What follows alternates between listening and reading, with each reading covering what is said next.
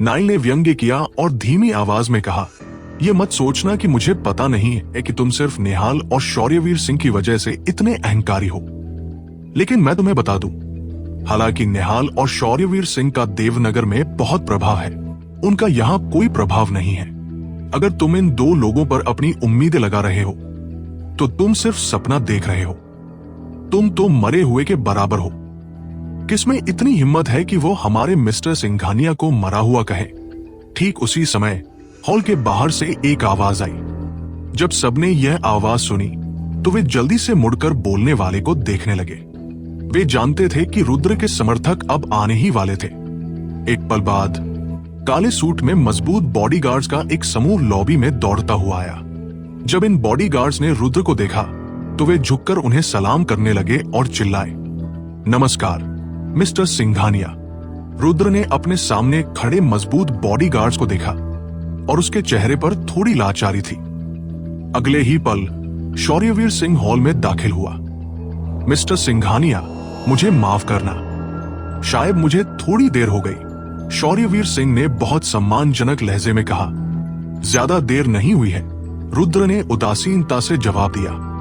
जब नाइल ने शौर्यवीर सिंह को देखा तो वो व्यंग्य किए बिना नहीं रह सका और कहा, शौर्यवीर सिंह, क्या तुम्हें पता नहीं कि ये संतनगर है? तुम्हारी यहाँ आने की हिम्मत कैसे हुई? क्या तुम्हें डर नहीं है कि तुम वापस नहीं जा पाओगे? अगर कोई मिस्टर सिंघानिया के लिए मुश्किलें खड़ी करना चाहता है तो मैं कहीं भी चला जाऊंगा, भले ही वो शेर का मान हो या बाघ का डेरा, शौर्यवीर सिंह ने जवाब दिया। इसी समय एक अधेड़ उम्र का व्यक्ति शौर्यवीर सिंह के पीछे से बाहर निकला। जब सबने इस अधेड़ उम्र के व्यक्ति को देखा तो उनके चेहरे पर थोड़ा आश्चर्य था। इस व्यक्ति का नाम प्रताप सिंह था, जो विजयपुर का एक बड़ा नाम था। उसका प्रभाव बहुत भयानक था। प्रताप सिंह चलते हुए रुद्र के पास आया और कहा, नमस्ते मिस्टर सिंघानिया। नमस्ते। रुद्र ने प्रताप सिंह को देखा और सिर हिलाया। यह स्पष्ट था कि प्रताप सिंह भी रुद्र के लिए ही आया था। प्रताप सिंह, इसका क्या मतलब है? नाइल ने प्रताप सिंह से पूछा। कोई खास बात नहीं। जो कोई भी आज मिस्टर सिंघानिया के खिलाफ जाएगा वह मेरे खिलाफ भी जाएगा। मैं प्रताप सिंह आप बड़े लोगों जितना काबिल नहीं हूं, लेकिन विजयपुर में मेरी थोड़ी चलती है। अगर रुद्र को ठीक से याद था तो प्रताप सिंह और शौर्यवीर सिंह अच्छे दोस्त थे। हाँ, उसने शौर्यवीर सिंह को पहले प्रताप सिंह का नाम लेते हुए सुना था। इसलिए शौर्यवीर सिंह ने ही रुद्र की तरफ से प्रताप सिंह की मदद मांगी होगी। बस प्रताप सिंह, रुद्र, क्या तुम्हारे पास बस इतना ही है? नाइल ने पूछा। रुद्र ने नाइल को देखा और कुछ नहीं कहा। अगर इतना काफी नहीं है तो मुझे भी गिनती में शामिल कर लो। तभी निहाल हॉल में दाखिल हुआ। निहाल का दिखना बाकी लोगों की तुलना में बहुत कम आकर्षक था, लेकिन इस समय सबने देखा कि निहाल के पीछे भी एक व्यक्ति था। यह व्यक्ति और कोई नहीं, कानपुर का दूसरे नंबर का व्यक्ति तेजस वर्मा था। जब सबने तेजस को देखा तो उनके चेहरे के हाव भाव बदल गए। वे जानते थे कि तेजस का कानपुर में बहुत प्रभाव था। अगर वह आज रुद्र के पक्ष में खड़ा होता तो मिश्रा फैमिली भी कुछ नहीं कर पाती। आखिरकार एक शक्तिशाली ड्रैगन भी स्थानीय सांप को पछाड़ नहीं सकता। तेजस निहाल के साथ रुद्र के पास आया और उससे कुछ बातें कही। कोई आश्चर्य नहीं कि रुद्र इतना अहंकारी हो सकता है। मैंने उम्मीद नहीं की थी कि वो तेजस वर्मा को जानता होगा। बिल्कुल सही, लगता है आज देखने के लिए एक अच्छा शो होगा। यहाँ इतने सारे बड़े लोग हैं, लगता है कि रुद्र सच में कोई साधारण आदमी नहीं है। सब लोग चर्चा करने लगे। नाइल का चेहरा जाहिर तौर पर और भी बदसूरत हो गया था। उसने कभी नहीं सोचा था कि रुद्र के पास वास्तव में ऐसा ट्रम्प कार है जिसे उसने दिखाया नहीं था। नाइल ने तेजस को देखने के बाद वो स्वाभाविक रूप से बहुत चिंतित हो गया। आखिरकार प्रताप सिंह और तेजस दोनों ने रुद्र के पक्ष में खड़ा होना चुना था। आज रुद्र को छूना उनके लिए आसान नहीं होगा। नाइल ने अनजाने में राजकुमार और आदित्य की तरफ देखा। उसका चेहरा बहुत शांत था, जैसे कि उसे इन लोगों की परवाह ही नहीं थी। राजकुमार ने तेजस को एक चमकीली नजर दी और मुस्कुराते हुए कहा, मैंने उम्मीद नहीं की थी कि मिस्टर वर्मा खुद यहां आएंगे। जब तेजस ने राजकुमार की बात सुनी तो वो एक पल के लिए हैरान रह गया। फिर उसने जल्दी से कहा, मिस्टर मलिक सीनियर, आप भी यहां? हाँ, ये ब्रदर मिश्रा का जन्मदिन समारोह है तो जाहिर है मुझे खुद आना होगा। राजकुमार ने सिर हिलाया और आगे कहा, मिस्टर वर्मा, मेरे और रुद्र के बीच कुछ झगड़े हैं। लेकिन क्या आप उसे जानते हैं? हाँ, मैं मिस्टर सिंघानिया को जानता हूं। तेजस ने उदासीनता से जवाब दिया। उसका मतलब स्पष्ट था। हाँ, राजकुमार जोर से हंसा और आगे पूछा, तो मिस्टर वर्मा, जितेंद्र मलिक के साथ आपके संबंध कैसे हैं? जब तेजस ने यह सुना तो उसकी आंखों में एक अजीब सा भाव झलक गया। फिर उसने जल्दी से कहा, मिस्टर जितेंद्र, क्या मिस्टर जितेंद्र आज यहां? नहीं। राजकुमार ने हल्के से सिर हिलाया। यह सुनकर तेजस के चेहरे पर राहत का भाव आया, लेकिन राजकुमार ने तुरंत आगे कहा, हालांकि वह अभी तक नहीं आए हैं, लेकिन उन्हें जल्द ही आना चाहिए। हमें थोड़ा और इंतजार करना होगा। जितेंद्र मलिक सच में आ रहे हैं। जब तेजस ने यह सुना तो वो पूरी तरह से हक्का बक्का रह गया। उसके चेहरे पर अविश्वास का भाव था। मैंने कल ही जितेंद्र मलिक से फोन पर बात की थी। उन्हें यहां आना चाहिए, राजकुमार ने शांत भाव से कहा। तेजस की आंखों में लाचारी की एक झलक दिखी। उसने चिंतित होकर निहाल की तरफ देखा। अगर राजकुमार ने सच में इस तथाकथित जितेंद्र मलिक को आमंत्रित किया था तो तेजस शायद रुद्र के लिए बोल नहीं पाएगा। आखिरकार तेजस सिर्फ दूसरे नंबर का व्यक्ति था, लेकिन जितेंद्र मलिक असली बॉस थे। सीधे शब्दों में कहें तो जितेंद्र मलिक तेजस के सीधे वरिष्ठ थे। इसलिए भले ही तेजस में 100 शेरों की हिम्मत होती, वो जितेंद्र मलिक को नाराज करने की हिम्मत नहीं करता। राजकुमार और तेजस के बीच की बातचीत सुनकर नाई का दिल तुरंत शांत हो गया। उसने कभी नहीं सोचा था कि राजकुमार के पास ऐसी पृष्ठभूमि होगी कि वह तेजस के सीधे वरिष्ठ जितेंद्र मलिक को आमंत्रित कर सके। अगर ऐसा होता है तो चीजें दिलचस्प हो जाएंगी। रुद्र ने जैसे ही मदद को बुलाया था, तभी राजकुमार ने एक और भी बड़ा तुरुप का पत्ता खोल दिया, जिससे रुद्र के लिए परिस्थितियां और भी मुश्किल हो गई। इन लोगों के सामने रुद्र के संपर्कों की तुलना राजकुमार और इन लोगों से निश्चित रूप से नहीं की जा सकती थी। हालांकि अभी तक जितेंद्र मलिक सामने नहीं आए थे, इसलिए किसी को नहीं पता था कि मामला क्या है। तभी जब हर कोई इन सवालों के बारे में सोच रहा था, एक काले सूट और सुनहरे रिम वाले चश्मे में एक अधेड़ उम्र का आदमी मुस्कुराते हुए अंदर आया। वो आदमी बहुत सभ्य लग रहा था। उसके हाथ में एक ब्रीफकेस था और वह एक सामान्य दफ्तर के कर्मचारी जैसा दिखता था। उसमें कुछ भी असामान्य देखना मुश्किल था, लेकिन जब सबने उस आदमी को देखा तो उन्हें यकीन नहीं हुआ। यहां तक कि अरुण की आंखों में भी हैरानी की एक झलक दिखाई दी।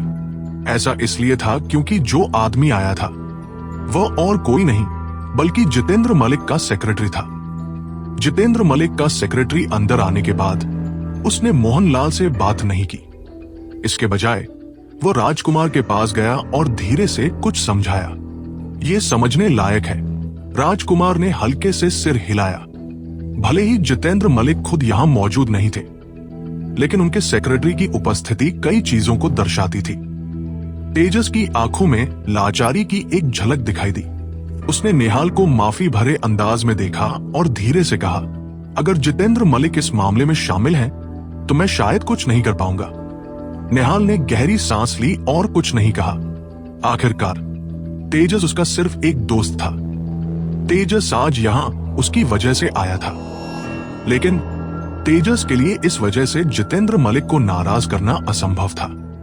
नमस्ते मिस्टर गांधी। अरुण मिश्रा फैमिली के कई बुजुर्गों को लेकर उस आदमी के पास गया और आदर से कहा, जितेंद्र मलिक ने मुझे बताया कि आज मिस्टर मिश्रा सीनियर की जन्मदिन की पार्टी है, इसलिए उन्होंने खास तौर पर मुझे एक नजर डालने के लिए भेजा है। उस आदमी ने मुस्कुराते हुए जवाब दिया। फिर मोहनलाल के पास गया और धीरे से कहा, मिस्टर मिश्रा सीनियर, माफ कीजिएगा, जितेंद्र मलिक को एक बहुत जरूरी मीटिंग में शामिल होना है और उनके पास सचमुच समय नहीं है, इसलिए उन्होंने मुझे अपनी जगह आने के लिए कहा। मुझे उम्मीद है कि आप बुरा नहीं मानेंगे। ये जितेंद्र मलिक की तरफ से आपके लिए एक उपहार है। यह कहने के बाद उस आदमी ने एक पेंटिंग निकाली। ये पेंटिंग जितेंद्र मलिक ने खुद बनाई थी। हालांकि ये बहुत कीमती नहीं थी, लेकिन उनका उपहार देना ही काफी बड़ी बात थी। मैंने उम्मीद नहीं की थी कि जितेंद्र मलिक को याद होगा कि आज मेरी जन्मदिन की पार्टी है। मैं पहले से ही बहुत खुश हूं कि जितेंद्र मलिक ने मुझे याद रखा। मोहनलाल ने स्वाभाविक रूप से लापरवाह होने की हिम्मत नहीं की। उसने जल्दी से मुस्कुराते हुए जवाब दिया और फिर मिस्टर गांधी के हाथ से पेंटिंग ले ली। असल में मिस्टर गांधी के हाथ में कोई असली ताकत नहीं थी, लेकिन हर कोई जानता था कि मिस्टर गांधी जितेंद्र मलिक का प्रतिनिधित्व करते हैं। जहां तक जितेंद्र मलिक की बात है, वो कानपुर के नेता थे। उनके हाथों में जो ताकत थी, उसकी कल्पना सामान्य लोग नहीं कर सकते थे। तेजस भी उनसे मुकाबला नहीं कर सकता था। ऐसे बड़े शख्स का यहां होना निश्चित रूप से मोहनलाल की वजह से नहीं था, क्योंकि मोहनलाल की जितेंद्र मलिक से सीमित बार ही मुलाकात हुई थी। इसका मतलब था कि जितेंद्र मलिक शायद राजकुमार के पक्ष में थे। निश्चित रूप से मिस्टर गांधी ने बात करने के बाद बैठना पसंद नहीं किया। इसके बजाय उन्होंने अपना रुख जाहिर करने के लिए सीधे राजकुमार के पीछे जाकर खड़े हो गए। यह देखकर नाइल और सूरज बहुत उत्साहित हुए, क्योंकि जब तेजस अभी आया था तो उन दोनों को स्पष्ट रूप से लग रहा था कि कुछ ठीक नहीं है। लेकिन जब मिस्टर गांधी सामने आए तो इसने तुरंत उनकी चिंताओं को दूर कर दिया। भले ही रुद्र की एक शक्तिशाली पृष्ठभूमि थी और उसने कई शक्तिशाली बड़े शख्सों को आमंत्रित किया था, तो क्या यह कहा जा सकता है कि पूरा कानपुर जितेंद्र मलिक का क्षेत्र था? कानपुर में जितेंद्र मलिक से किसी की तुलना नहीं की जा सकती थी। तुम किसी को भी बुलाओ, वह बेकार होगा। इस समय प्रताप सिंह का चेहरा काला पड़ गया। इसका कारण बहुत सरल था। प्रताप सिंह खुद अंडरवर्ल्ड का सदस्य था। वह सबसे ज्यादा जितेंद्र मलिक जैसे लोगों को नाराज करने से डरता था। अब जब मिस्टर गांधी पहले ही आ चुके थे, अगर वह यहां रुका रहा तो वह सिर्फ अपने लिए मुसीबत मोल लेगा। शौर्यवीर सिंह प्रताप सिंह को राजकुमार से निपटने में मदद करने के लिए मजबूर कर सकता था। भले ही राजकुमार एक प्राचीन मार्शल आर्ट्स कुलीन परिवार का मुखिया था और उसके पास बहुत सारे व्यवसाय थे, प्रताप सिंह राजकुमार से नहीं डरता था। लेकिन अगर प्रताप सिंह जितेंद्र मलिक जैसे लोगों से निपटने जाता तो वह मौत को दावत दे रहा होता। बेशक तेजस ने भी स्वाभाविक रूप से यही सोचा। अगर इस मामले की वजह से उसके भविष्य पर असर पड़ता तो यह वाकई इसके लायक नहीं था। इसलिए तेजस और प्रताप सिंह ने एक दूसरे को देखा, जैसे कि वे अब इस मामले में शामिल नहीं होना चाहते थे, क्योंकि ये बहुत जटिल था। वहां मौजूद हर कोई भी थोड़ा उत्साहित हो गया, क्योंकि उन्हें लगा कि आज का ये मुकाबला वाकई और भी रोमांचक होता जा रहा है। रुद्र के पक्ष ने अभी गति पकड़ी ही थी कि उसे राजकुमार ने दबा दिया। शुरुआत में सबको लगा था कि प्रताप सिंह और तेजस के संरक्षण में रुद्र आसानी से यहां से निकल जाएगा। आखिरकार ये दोनों लोग कानपुर में बहुत शक्तिशाली थे। भले ही राजकुमार और बाकी रुद्र को छूना चाहते, वे निश्चित रूप से इन दोनों लोगों के सामने ऐसा नहीं करते। आखिरकार कोई भी दूसरे के क्षेत्र में मुसीबत खड़ी करने की हिम्मत नहीं करता। लेकिन किसी को उम्मीद नहीं थी कि जितेंद्र मलिक का सेक्रेटरी खुद आएगा। इससे रुद्र द्वारा आमंत्रित किए गए दोनों लोग बेकार हो गए, क्योंकि वे जितेंद्र मलिक को नाराज करने की हिम्मत नहीं कर सकते थे। जैसा कि उम्मीद थी, तेजस ने थोड़ी हिचकिचाहट के बाद पहल करते हुए रुद्र से कहा, मिस्टर सिंघानिया, मैं आज इस मामले में कुछ नहीं कर पाऊंगा।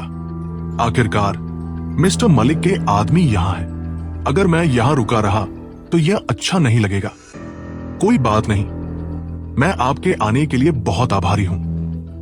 आप जा सकते हैं। रुद्र जानता था कि तेजस का क्या मतलब था, इसलिए उसने शांति से सिर हिलाया। जब प्रताप सिंह ने तेजस को जाते देखा तो उसने जल्दी से कहा कि उसे कोई काम है और जल्दी में चला गया। प्रताप सिंह और तेजस को जाते देखने के बाद हर किसी को लगा कि आज रुद्र निश्चित रूप से हारेगा। हालांकि रुद्र को कोई परवाह नहीं थी। उसने न सिर्फ जाने का इरादा नहीं किया, बल्कि उसने शौर्यवीर सिंह से 2 कुर्सियां लाने के लिए भी कहा ताकि प्रिया बैठ सके। सब लोग रुद्र और प्रिया को घृणा की नजर से देख रहे थे। यह आदमी मरने वाला है, फिर भी इतनी आराम से वहां बैठने की हिम्मत कर रहा है। मोहनलाल ने बेबसी में सिर हिलाया। उन्हें भी लगा कि रुद्र अपनी ताकत खो चुका है। सुदेशना रुद्र को घूर रही थी। वो जितना उसे देखती, वो उतना ही उसे दिलचस्प लगता। जाहिर है, इसका आधार ये था कि रुद्र आज यहां से जिंदा निकल पाता। अगर रुद्र आखिरकार हार गया, तो वह सबकी नजरों में एक मजाक बनकर रह जाएगा। आदित्य मलिक ने रुद्र को तिरस्कार से देखा और ठंडे लहजे में कहा, रुद्र, लगता है कि तुमने जिन 2 मददगारों को बुलाया था, वे बेकार साबित हुए। अब उन्होंने तुम्हें छोड़ दिया है। ये दोनों वो मददगार नहीं हैं जिन्हें मैंने बुलाया था। रुद्र ने प्रिया के लिए एक संतरा छीलते हुए कहा, तुम्हारे मददगार नहीं तो तुम्हारे पास और कौन सा तुरूप का पत्ता है? अगर तुम्हारे पास अब भी कोई तुरूप का पत्ता है, तो मेरी सलाह है कि जल्दी से दिखा दो, वरना बाद में तुम्हें मौका नहीं मिलेगा। आदित्य ने मुस्कुराते हुए रुद्र से कहा। रुद्र ने बेपरवाही से आदित्य की ओर देखा और कुछ नहीं कहा। इसके बजाय उसने प्रिया के लिए संतरा छीलना जारी रखा। रुद्र, अगर तुम हमें कोई सफाई नहीं दोगे, तो हमें रूखा होने के लिए दोष मत देना। नाइल ने आंखें फाड़कर रुद्र पर चिल्लाया। चटाक। रुद्र ने संतरे का छिलका नाइल के चेहरे पर फेंका और बेजान चेहरे से कहा, अभी तुम्हारी बारी नहीं है बोलने की। तुम। नाइल की आंखों में गुस्से की एक झलक दिखाई दी। मिस्टर जैन, गुस्सा मत होइए, इसे 10 मिनट और सोचने का समय दीजिए, राजकुमार ने धीमे से नाइल से कहा। नाइल ने एक गहरी सांस ली और धीमी आवाज में कहा, ठीक है मिस्टर मलिक सीनियर, मैं इस शख्स को 10 मिनट देता हूं। दरअसल राजकुमार सीधे रुद्र पर हमला कर सकते थे, लेकिन चूंकि बहुत सारे लोग देख रहे थे, उन्होंने चीजों को और भी बेहतर बनाने की योजना बनाई। वह चाहते थे कि हर कोई ये सोचे कि रुद्र को मिले अवसर की कदर करना नहीं आता था, जिसकी वजह से मिश्रा फैमिली को कार्रवाई करनी पड़ी। सीधे शब्दों में कहें तो राजकुमार रुद्र को मौका नहीं दे रहे थे, बल्कि वह सिर्फ नहीं चाहते थे कि दूसरे उनके बारे में कानाफूसी करें। चीजें वाकई दिलचस्प होती जा रही हैं। लवकुश खुद से बड़बड़ाया। फिर उसने आगे कहा, मलिक, जैन और मिश्रा फैमिलीज और मिस्टर गांधी सब यहाँ हैं। मुझे आश्चर्य है कि रुद्र इससे छुटकारा पाने की योजना कैसे बनाएगा। वैसे भी कानपुर में यह लाइनअप निश्चित रूप से अजय है। वो कैसे छुटकारा पा पाएगा? रुद्र तो मौत का इंतजार कर रहा है। एक मध्यम आयु वर्ग के आदमी ने बेपरवाही से कहा। मुझे भी ऐसा ही लगता है। अगर रुद्र वास्तव में मदद मांगना चाहता है, तो उसे किसी ऐसे व्यक्ति को बुलाना होगा जिसका बैकग्राउंड और भी खतरनाक हो। लेकिन पूरे देश में कितने लोगों के पास ऐसी शक्ति हो सकती है? शुरुआत में मुझे लगा था कि रुद्र के पास अब भी उम्मीद की एक किरण हो सकती है, क्योंकि उसने 2 मददगारों को बुलाया था। हालांकि मुझे उम्मीद नहीं थी कि जितेंद्र मलिक के सचिव ने उन 2 मददगारों को बेकार कर दिया। ये सच में दिलचस्प है। मुझे नहीं पता रुद्र अब भी इतना आत्मविश्वासी दिख रहा है। शायद इस लड़के के पास सच में कुछ खास है। सबने चर्चा शुरू कर दी। मिस्टर लवकुश, क्या आपको लगता है कि रुद्र के पास आज भी हालात को पलटने का कोई मौका है? इसी पल एक मध्यम आयु वर्ग के आदमी ने लवकुश से धीमे से पूछा। ये सुनकर लवकुश खुद को हंसने से नहीं रोक पाया और बोला, बाजी पलटने का मौका? हाँ, रुद्र काफी आत्मविश्वासी लग रहा है। मजाक मत करो, अभी हालात देखो। उसके पास बाजी पलटने का मौका कैसे हो सकता है? दूसरी पार्टी की लाइनअप बहुत खतरनाक है। हमारे देश में ऐसे बड़े परिवारों से मुकाबला करने वाले लोगों की संख्या 10 से ज्यादा नहीं होगी। इसके अलावा इन लोगों के पास चौंकाने वाला बैकग्राउंड है। अगर रुद्र का सच में इन लोगों से कोई लेना देना होता, तो राजकुमार उसे छूते भी नहीं। चूंकि राजकुमार रुद्र के खिलाफ जाने की हिम्मत कर रहे हैं, इसका मतलब है कि रुद्र का उन लोगों से कोई संबंध नहीं है। बताओ, वो बाजी पलटने के लिए क्या इस्तेमाल करेगा? ये सच है। लगता है कि यह रुद्र इस बार सच में फंस गया है। मिस्टर लवकुश का विश्लेषण समझदारी भरा है। सबने धीरे से सिर हिलाया। ऐसा लग रहा था जैसे सबको लगा कि राजकुमार के पास जितेंद्र मलिक जैसे शक्तिशाली व्यक्ति को बुलाने की क्षमता है, तो रुद्र का खेल खत्म हो गया। कानपुर में कोई भी ऐसा नहीं था जिसकी तुलना जितेंद्र मलिक से की जा सके, इसलिए रुद्र के लिए बाजी पलटना और भी मुश्किल था। इसके अलावा अभी जैन और मलिक परिवार ने कोई कदम नहीं उठाया था। अगर ये लोग हाथ मिला लेते हैं तो यह अकल्पनीय होगा। रुद्र के पास बाजी पलटने का कोई मौका ही नहीं था। मिश्रा फैमिली के सदस्य भी रुद्र को देख रहे थे। अंदर ही अंदर वे सब यही सोच रहे थे। उन्हें लगा कि रुद्र आज मर जाएगा। जाहिर है कुछ लोग जिनका विजयलक्ष्मी के साथ अच्छा संबंध था, वे अब भी रुद्र के लिए बहुत चिंतित थे। हालांकि इन लोगों की मिश्रा फैमिली में हैसियत बहुत कम थी। उन्हें बोलने का कोई अधिकार ही नहीं था। विजयलक्ष्मी को कोई परवाह नहीं थी। आखिरकार उसकी असली योजना रुद्र से छुटकारा पाना थी। हालांकि विजयलक्ष्मी के पिता का चेहरा बहुत खराब था, क्योंकि वो वास्तव में रुद्र और प्रिया को लेकर चिंतित थे। उन्हें इस बात की भी चिंता थी कि यह मामला विजयलक्ष्मी को प्रभावित करेगा। लगता है कि रुद्र का अंत सच में हो गया है। रुद्र खुद को बहुत ऊंचा आंक रहा है। वो सिर्फ प्रताप सिंह, तेजस वर्मा और कुछ अन्य लोगों को जानता है, और वो वास्तव में मिश्रा फैमिली जैसे बड़े परिवार से मुकाबला करना चाहता है। सही कहा, ये प्रिया भी कुछ कम नहीं है। उसने सच में ऐसा मूर्खतापूर्ण काम किया और रुद्र जैसे व्यक्ति को वापस लाई। क्या वो मिश्रा फैमिली के हाथों मरना चाहती है? अभी अभी मिस्टर मलिक सीनियर ने प्रिया को एक मौका दिया था, लेकिन उसने उसे नहीं लिया। अब वो क्या कर सकती है? मैंने सुना है कि प्रिया किसी और के साथ बाहर रह रही है। बचपन से ही उसके माता पिता ने उसे कभी अनुशासन में नहीं रखा। वो निश्चित रूप से अच्छी इंसान नहीं है। वो रुद्र जैसी ही है। मिश्रा फैमिली ने हमेशा से प्रिया को नापसंद किया था, इसलिए वे गिरते को लात मारने का मौका नहीं छोड़ेंगे। जब विजयलक्ष्मी के पिता ने इन लोगों की बातें सुनी तो उनका चेहरा गुस्से से काला पड़ गया। हालांकि उन्हें नहीं पता था कि क्या करना है। आखिरकार उनमें इन लोगों का खंडन करने की भी हिम्मत नहीं थी। इसके अलावा ये लोग इन बातों को कहते समय दबी आवाज में कहने की परवाह नहीं कर रहे थे। ये स्पष्ट था कि वे जानबूझकर उन्हें सुनाने के लिए कह रहे थे। विजयलक्ष्मी ने अपने प्रयासों पर भरोसा करके मिश्रा फैमिली में कुछ हैसियत हासिल की थी। हालांकि इस घटना के बाद विजयलक्ष्मी की मिश्रा फैमिली में हैसियत शायद अपनी मूल स्थिति में वापस आ जाएगी। रुद्र बहुत ज्यादा ही तानाशाही दिखा रहा है। अगर उसने कुछ साल और इंतजार किया होता और अपनी शक्तियों को विकसित करने के लिए कड़ी मेहनत की होती, तो शायद वो मलिक फैमिली से लड़ने की योग्यता भी हासिल कर लेता। लेकिन वो थोड़ा ज्यादा ही उतावला है। कभी कभी युवाओं का इतना घमंडी होना अच्छी बात नहीं होती। तभी एक सफेद बालों वाले बुजुर्ग शख्स ने अचानक अपनी राय दी। जब सबने उस बुजुर्ग की बात सुनी तो सबने सहमति व्यक्त की। भले ही वे सब रुद्र से बहुत नाराज थे, लेकिन उन्होंने रुद्र की काबिलियत को भी देखा था। बस इतना था कि अभी का रुद्र थोड़ा ज्यादा ही जवान था। संपर्कों के मामले में वह आखिरकार मलिक फैमिली के स्तर पर नहीं था। हालांकि अगर रुद्र को थोड़ा और समय मिलता तो स्थिति अलग हो सकती थी। दुर्भाग्य से अब कुछ भी कहने का कोई फायदा नहीं था। आखिरकार बात यहां तक पहुंच चुकी थी। भले ही उन्हें रुद्र के लिए अफसोस हो, वे कुछ कर नहीं सकते थे। रुद्र, 5 मिनट हो गए, क्या तुम अपना ट्रम्प कार्ड नहीं दिखाओगे?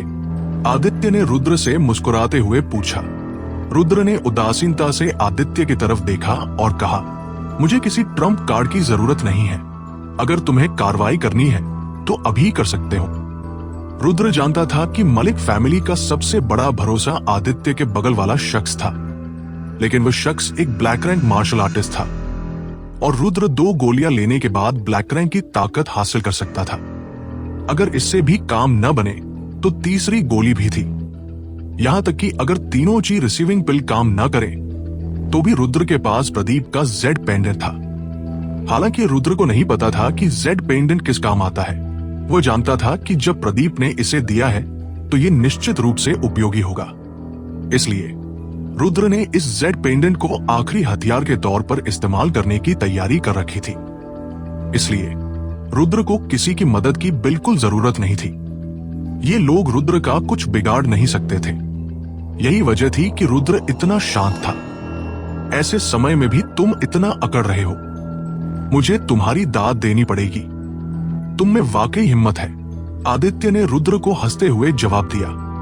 हालांकि तभी लॉबी के बाहर अचानक हलचल हुई। जब सबने आवाज सुनी तो उन्होंने मुड़कर देखा और पाया कि एक युवक और एक युवती अंदर आ रहे थे। युवक बहुत लंबा था और उसके चेहरे पर एक दृढ़ भाव था। युवती बहुत आकर्षक थी और उसका फिगर बहुत सेक्सी था। उसने एक सफेद लंबा गाउन पहना हुआ था। जब सबने इन दोनों को देखा तो वे तुरंत उन्हें पहचान गए। वे और कोई नहीं बल्कि रेवती और महेंद्र थे। क्या ये रेवती और महेंद्र नहीं है? ये दोनों यहाँ क्यों हैं? क्या इन दोनों का रुद्र से कोई झगड़ा है? इस बार रुद्र सच में गया। उसने इतने सारे लोगों को नाराज ही नहीं किया, बल्कि रेवती और महेंद्र भी उसे ढूंढने आए हैं। हाँ, वो तो पक्का खत्म है। सब धीमी आवाज में चर्चा करने लगे। आदित्य ने अपनी घड़ी देखी और दबी आवाज में कहा, सिर्फ 3 मिनट बचे हैं। क्या इस बार केवल यही लोग आए हैं? रुद्र ने स्वाभाविक रूप से रेवती और महेंद्र को देखा, लेकिन उसने इस पर ध्यान नहीं दिया। इसके बजाय उसने धीरे से सिर उठाया और आदित्य से पूछा। रुद्र की बात सुनकर आदित्य एक पल के लिए हैरान रह गया। फिर उसने भौहें सिकोड़ी और कहा, तुम्हारा क्या मतलब है? मुझे याद है कि मैंने पिछली रात तुम्हें अपनी सारी पहचान इस्तेमाल करने और जितने लोगों को बुला सको बुलाने के लिए कहा था। फिर भी तुम्हें केवल यही लोग मिले हैं। रुद्र ने हल्के अंदाज में समझाया। क्या ये लोग काफी नहीं है? आदित्य ने रुद्र से उलझन में पूछा। ये सुनकर रुद्र खुद को हंसने से रोक नहीं पाया। फिर उसने उदासीनता से कहा, ऐसा लगता है कि मैंने मलिक फैमिली को ज्यादा आंक लिया। मैंने तुम्हें एक रात का समय दिया और तुम केवल इतने ही लोगों को ढूंढ पाए। और तो और तुम इन पर भरोसा करके मुझसे निपटना चाहते हो। तुम सच में बहुत मासूम हो। तुम्हारा क्या मतलब है? क्या तुम्हें लगता है कि हम तुमसे निपट नहीं सकते? आदित्य ने रुद्र को घूरते हुए जोर से पूछा। हाँ, बिल्कुल नहीं। रुद्र ने हल्के से सिर हिलाया। तुम? रुद्र की बात सुनकर आदित्य निःशब्द रह गया। वो खुद को हंसने से रोक नहीं पाया और धीमी आवाज में कहा, रुद्र, तुम मरने वाले हो, लेकिन यहां तुम इतना आत्मविश्वास दिखा रहे हो। मैं तुम्हारी तारीफ करता हूं। सिर्फ 1 मिनट बचा है। मोहनलाल ने लाचारी भरी निगाहों से रुद्र को देखा, क्योंकि हर कोई देख सकता था कि रुद्र के पास अब बाजी पलटने की कोई उम्मीद नहीं बची थी। अगर रुद्र होशियार होता तो वो इस मौके का फायदा उठाकर इन लोगों से माफी मांगता और फिर आगे क्या करना है इस पर बात करता। हालांकि रुद्र ने अब भी घमंडी बने रहने का फैसला किया। ऐसा लग रहा था जैसे वह इन लोगों को अपनी आंख में गिनता ही नहीं है। रुद्र के इस रवैये से ये लोग उसे और भी ज्यादा नफरत करेंगे। तब वे शायद और भी क्रूर हो जाए। यहां तक कि सुदेशना ने भी भौहें सिकोड़ी और बहुत उलझन भरे भाव से रुद्र को देखा। भले ही वहां मौजूद हर किसी को लग रहा था कि रुद्र आज पक्का मरेगा, पर उसे नहीं पता क्यों, लेकिन उसे लग रहा था कि रुद्र ने अभी तक अपना असली पत्ता नहीं दिखाया है। सुदेशना को लगा कि ऐसी परिस्थितियों में रुद्र के बाजी पलटने की पूरी संभावना है, क्योंकि सुदेशना ने रुद्र के चेहरे पर एक ऐसा आत्मविश्वास देखा जो आम लोगों में नहीं होता। हालांकि सुदेशना को नहीं पता था कि रुद्र का ट्रम्प कार्ड क्या था। आखिरकार ऐसी कोई ताकत नहीं थी जो इन बड़ी फैमिली को डरा सके। और तो और काउंसिलमैन मलिक का सेक्रेटरी भी अभी यही था। उसने अपना दिमाग खपाया पर आज की स्थिति को सुलझाने वाला कोई जवाब नहीं ढूंढ पाई। प्रिया भी इस समय बहुत घबराई हुई थी। उसे चिंता थी कि कहीं रुद्र के साथ कुछ बुरा न हो जाए, इसलिए वो खुद को रुद्र को खींचने से रोक नहीं पाई, मानो वह चाहती हो कि वो हार मान ले। हालांकि रुद्र पूरे समय भावहीन होकर कुर्सी पर बैठा रहा।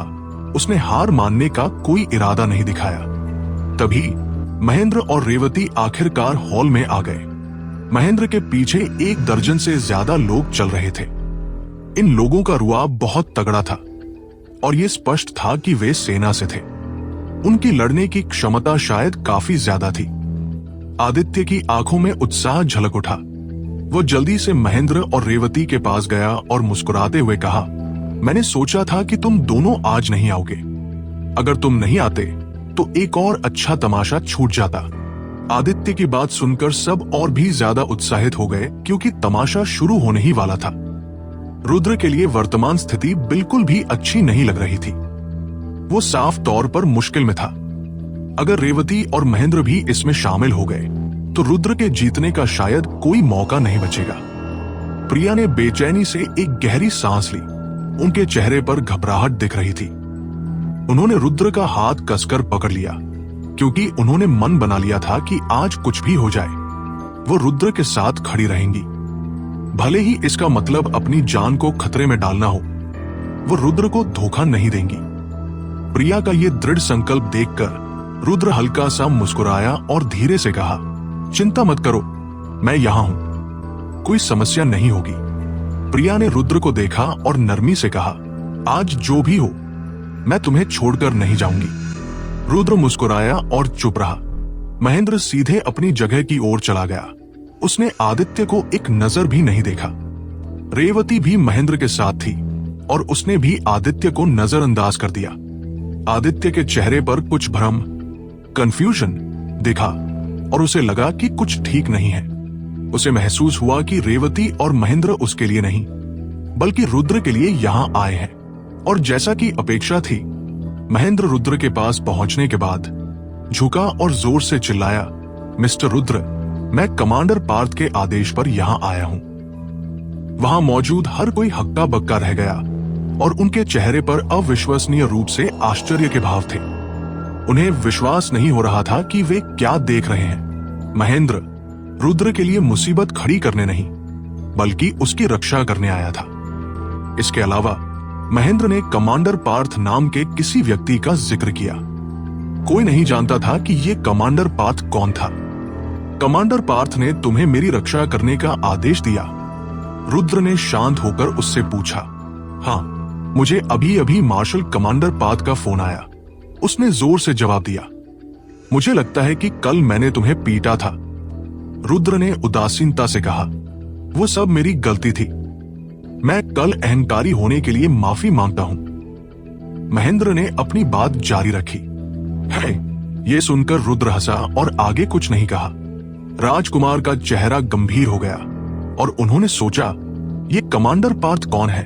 अरुण भी एक पल के लिए रुका और पूछता है, मिस्टर राजकुमार, ये कमांडर पार्थ कौन है? लोनावाला बैटल फ्रंट के कमांडर पार्थ, महेंद्र ने जोर से घोषणा की। उस पल वहां मौजूद हर कोई हक्का बक्का रह गया। रुद्र की तरफ अविश्वास के भाव से देख रहा था।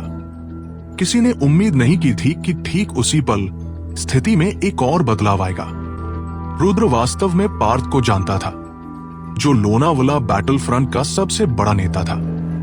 भले ही वहां मौजूद कुछ लोग पार्थ के भयानक पृष्ठभूमि से अनजान हों, पर जितेंद्र मलिक को अच्छी तरह पता था और उनके चेहरे का भाव बिगड़ने लगा और वहां मौजूद लोग चुपचाप स्थिति पर चर्चा करने लगे। मैंने कभी नहीं सोचा था कि रुद्र का इतना मजबूत समर्थक है। हाँ, पार्थ कोई साधारण व्यक्ति नहीं है ना? वो जबरदस्त होगा, वरना राजकुमार इस तरह का व्यवहार नहीं करते। रुद्र पार्थ जैसे व्यक्ति को जानता है। लवकुश उत्साह से कहता है, लवकुश, पार्थ कौन है? कोई पूछता है। अगर तुम पार्थ को भी नहीं जानते तो मुझे तुम्हें और परिचय देने की जरूरत नहीं है। मैं बस इतना कह सकता हूं कि वह भविष्य में सैन्य क्षेत्र में सर्वोच्च पद पर उठेगा। उसका भविष्य असीमित है और उसका पार्थ परिवार तो और भी असाधारण है। पूरे पुणे में कोई तुलना नहीं कर सकता। यहां तक कि जितेंद्र मलिक जैसा व्यक्ति भी पार्थ को नाराज करने की हिम्मत नहीं करेगा। लवकुश समझाता है, जिससे पार्थ की शक्ति की स्पष्ट समझ सबको हो जाती है। हॉल में स्थिति में एक और नाटकीय बदलाव आया। सबकी नजरों में रुद्र, जिसके पास कोई रास्ता नहीं लग रहा था, अप्रत्याशित रूप से ये खुलासा हुआ कि पार्थ उसके पक्ष में है। भले ही वहां मौजूद कई लोग पार्थ की पहचान के भयानकपन से अनजान हो, पर राजकुमार और लांबा परिवार में उसने जो डर पैदा किया, उससे साबित होता है कि उसका काफी प्रभाव है। रुद्र अच्छी तरह जानता था कि ईशा के साथ उसके संबंध के कारण पार्थ उसकी मदद के लिए आया था। इससे कोई फर्क नहीं पड़ता कि ईशा का उसके करीब आने का वास्तविक इरादा क्या था। उसने हमेशा सबसे नाजुक क्षणों में उसकी मदद की। इससे वो गहराई से प्रभावित हुआ। कमांडर पार्थ और मेरे पिता के अच्छे संबंध हैं। कल मेरे पिता ने व्यक्तिगत रूप से मुझे फोन किया और स्पष्ट रूप से राजकुमार के कार्यों का समर्थन करने के लिए कहा। ठीक उसी पल रेवती अचानक बोल पड़ी। रेवती की बातें सुनकर एक बार फिर सब हैरान रह गए। वो ऊंची एड़ी में रुद्र की ओर बढ़ी और अपनी तेज आंखों से सीधे उसे देखने लगी। यह स्पष्ट था कि उसका यह कार्य आज रुद्र के पक्ष में खड़े होने का प्रतिनिधित्व करता है। राजकुमार का चेहरा और बिगड़ा। उन्होंने सहजता से अपने सचिव मिस्टर गांधी को देखा और दबी आवाज में पूछा, मिस्टर गांधी, ये पार्थ कौन है? इस पार्थ का पुणे में पूरा प्रभाव है और ये शीर्ष 3 में आता है। इससे निपटना आसान नहीं है। सचिव माथे पर बल डालते हुए जवाब देता है। फिर वह आगे कहता है, मुझे उम्मीद नहीं थी कि पार्थ इस मामले में रुचि लेंगे। मुझे चेयरमैन मलिक को फोन करना होगा और देखना होगा कि वह क्या सोचते हैं। यह कहने के बाद मिस्टर गांधी सीधे वहां से चले गए। इस दृश्य को देखकर हर कोई हैरान था। उन सबने सोचा कि मिस्टर गांधी ने राजकुमार को छोड़ दिया है। यहां तक कि नाइल और अन्य लोग जिन्होंने जीत निश्चित मान ली थी, अब हैरान थे। उन्होंने कभी उम्मीद नहीं की थी कि हालात में इतना अचानक बदलाव आएगा। हर कोई असमंजस में था। उन्हें पता नहीं था कि आगे क्या होगा। मिश्रा फैमिली का रवैया भी काफी बदल गया है। अब वे रुद्र को कम नहीं आंक सकते। वे ये भी जानते हैं कि चूंकि रुद्र ने इस जगह पर आने की हिम्मत की है, तो उसके पास वास्तव में कुछ शक्तिशाली संपर्क है। विजयलक्ष्मी, तुम्हारा दामाद तो शानदार निकला। दत्ता परिवार पर इस तरह हावी हो गया। ये सही है विजयलक्ष्मी, तुम्हें एक बेहतरीन दामाद मिला। मैं तुम्हें बताती हूँ, ये सब विजयलक्ष्मी के भाग्य की वजह से है। भले ही प्रिया की शादी मलिक परिवार में नहीं हुई, फिर भी उसे इतना उत्कृष्ट दामाद मिला। अब वे अलग ही लोग बन गए थे। चापलूसी और तारीफों के साथ विजयलक्ष्मी के पास पहुंच रहे थे और उनके चेहरे पर हैरानी का भाव था। उन्होंने कभी कल्पना नहीं की थी कि रुद्र ऐसी स्थिति में बाजी पलट सकता है। वर्तमान स्थिति उनकी अपेक्षा से पूरी तरह अलग थी। हालांकि अगर रुद्र की ताकत वास्तव में मलिक परिवार को पीछे छोड़ सकती है, तो भले ही प्रिया की शादी मलिक परिवार में ना हो, पर उसकी शादी रुद्र से होना एक अच्छी बात होगी। इसलिए उस पल विजयलक्ष्मी के चेहरे पर एक खुश मुस्कान आ गई। नाइल अब और बैठ नहीं सका, इसलिए वह जल्दी से राजकुमार के पास गया और फुसफुसाकर पूछा, मिस्टर राजकुमार, अब हम क्या करें? मिस्टर गांधी के जवाब का इंतजार करो। राजकुमार ने शांत और संयमित ढंग से जवाब दिया।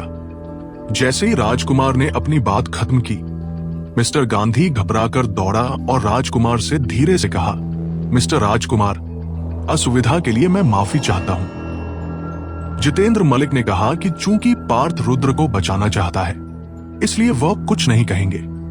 अगर और कुछ नहीं है तो मैं चलता हूं। मिस्टर गांधी। जब नाइल ने देखा कि मिस्टर गांधी जाने वाले हैं, तो वो हक्का बक्का रह गया और जल्दी से पुकारा।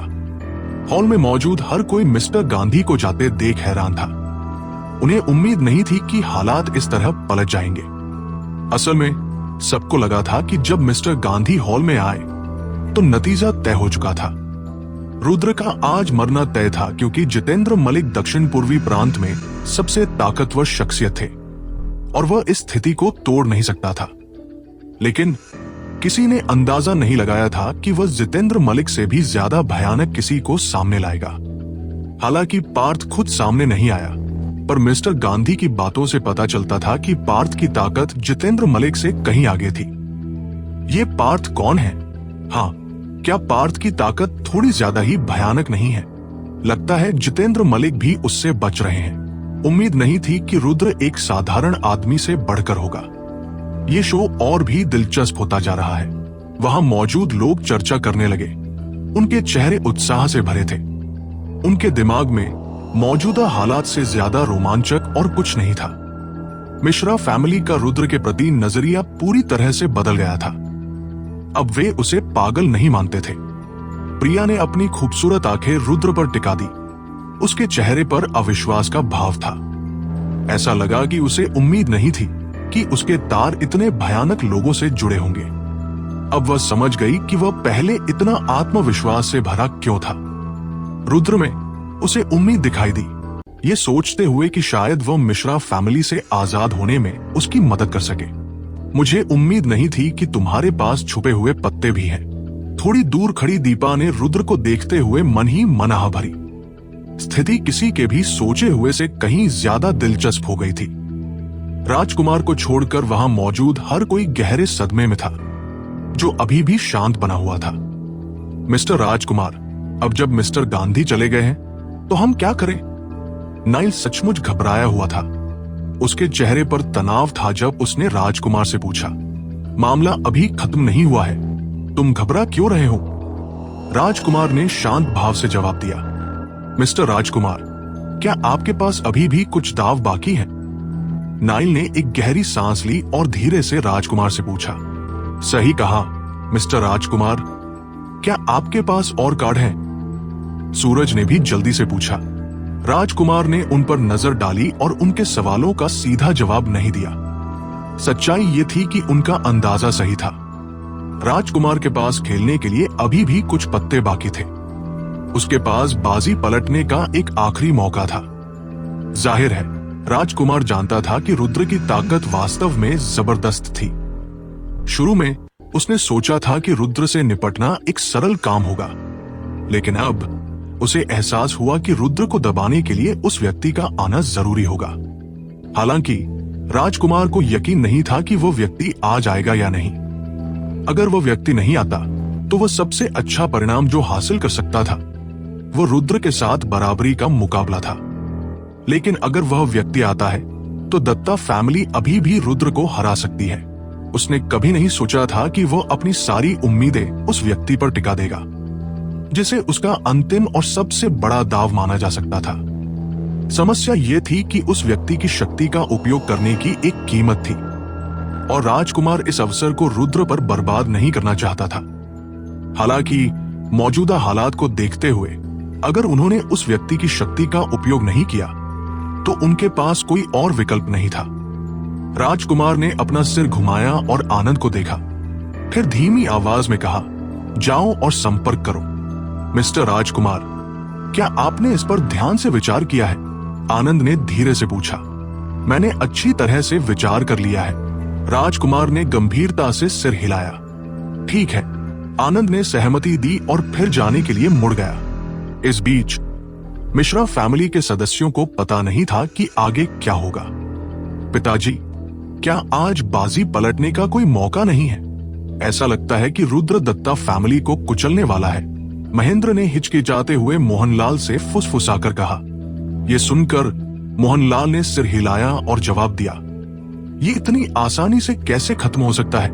ये मत भूलो, दत्ता फैमिली का असली प्रभाव मार्शल जगत में है और उन्होंने अभी तक उस क्षेत्र में अपनी ताकत नहीं दिखाई है। ये इतनी जल्दी खत्म नहीं होगा, बस इंतजार करो और देखो। आप सही कह रहे हैं, मैं लगभग भूल ही गया था। मिश्रा फैमिली की असली ताकत मार्शल जगत में है। उन्होंने अभी तक अपने संपर्कों को नहीं दिखाया है। यह सुनकर महेंद्र के चेहरे के भाव थोड़े शांत हो गए। वो राजकुमार का समर्थन कर रहा था, और अगर राजकुमार आज हार जाता तो मिश्रा फैमिली में उसका भविष्य अंधकार में हो जाता। इसलिए वो स्वाभाविक रूप से चिंतित था। हालांकि मोहनलाल की इन बातों को सुनने के बाद उसे लगा कि स्थिति इतनी जल्दी खत्म नहीं होगी। जैसे ही मेहमानों ने देखना जारी रखा, उन्हें यह पूरा तमाशा अविश्वसनीय रूप से आकर्षक लगा। लवकुश ने रुद्र को आंखें फाड़कर देखा। उसके चेहरे पर न केवल सदमा था, बल्कि उससे भी ज्यादा सदमा था। उसने महसूस किया कि रुद्र का प्रभाव बहुत भयानक था, ये मानते हुए कि उसने पहले उसे कम आंका था। लवकुश, क्या तुम पहले काफी निश्चित नहीं थे कि आज चाहे कोई भी आए, रुद्र को बाजी पलटने का मौका नहीं मिलेगा? लेकिन अब ऐसा लगता है कि उसने ऐसा कर दिया है ना? उसी समय एक अधेड़ उम्र के व्यक्ति ने मुस्कुराते हुए लवकुश से पूछा। यह सुनकर लवकुश को थोड़ी शर्मिंदगी महसूस हुई और उसने धीरे से कहा, मिश्रा फैमिली को कम मत समझना, मामला अभी खत्म नहीं हुआ है। मिस्टर गांधी तो पहले ही जा चुके हैं। क्या अब भी इस स्थिति में पलटवार की कोई संभावना है? उस अधेड़ उम्र के आदमी ने पूछना जारी रखा। क्या तुम्हें लगता है कि मिस्टर गांधी मिश्रा फैमिली का आखिरी दाव थे? लवकुश ने बचाव करते हुए पलटवार किया। मुझे ऐसा ही लगता है, उस अधेड़ उम्र के आदमी ने हल्के से सिर हिलाया। क्या तुम यह भूल गए कि मिश्रा फैमिली का असली प्रभाव मार्शल जगत में है? अभी तक उन्होंने उस क्षेत्र में अपने संपर्कों का इस्तेमाल नहीं किया है। अगर वे उस पहलू में रुद्र को दबा सकते हैं तो नतीजा अभी भी अनिश्चित हो सकता है। मैं कहूंगा कि वर्तमान स्थिति अधिक से अधिक 50-50 के मौके पर है। लवकुश ने दांत पीसते हुए जवाब दिया।